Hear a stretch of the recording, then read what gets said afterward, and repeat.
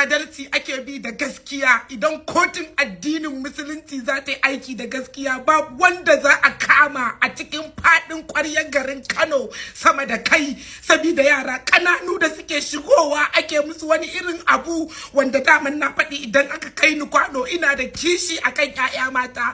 Zaka ga yarinya karama shekara 16, shekara 12 yadda ake yi mata kawai saboda ta zo ta ce tana son za ta yi wani abu. Sai da na faɗa na ce kada a sake a kai ni a kwano a hatsala ni, dan Allah dan annabi a ɗaure ni. Shine menene, babu wanda kotun addini take bukata irin kana rantse da girman annabi Muhammadu. Shin wai ku tsaya, idan na bi din an yi wanta a gabana ga rayuwar ta yanda ta kare, an yi wanta a gabana ga rayuwar ta yanda ta kare, an yi wani a gabana ga rayuwarsa yanda ta kare, an yi wani a gabana ga rayuwarsa ta kare, sai ni da dattun kwakwalwa ya cika min kaina, bani da tunani, bani da ilimin arabu, bani da boko, shine zan bi.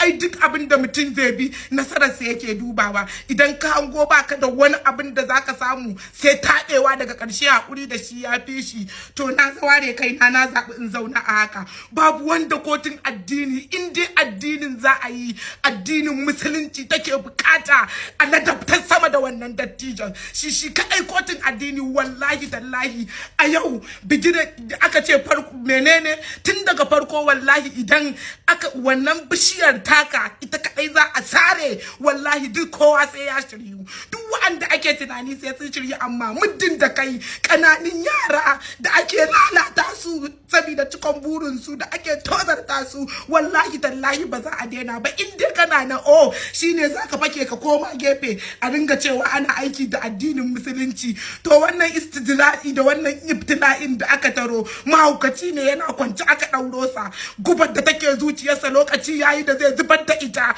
Duk lokacin da na kalli ƙananan yara a cikin wannan halin, mata yan uwana tunani nake yi, yau idan da a ce ina da kanwa haka zan ganta ana mata, ko kuma yau da a ce idan ina da ya mace shekarar ta 12 ba tare da sanayya ta ba ta fito irin wannan rayuwar.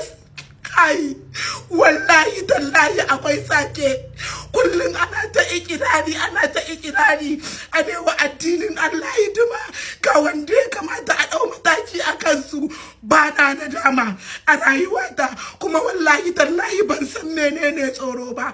Inda na taso ni Murjanatu Ibrahim kunya, ban san menene tsoro a cikin rayuwata ba, musamman idan aka zo akan gaskiya babu abin da na sani sama da kishi. Duk abin da zai faru ya faru, kuma idan shari'a ce ina jiran kira daga nan an mahadi bayyana ai ta yi.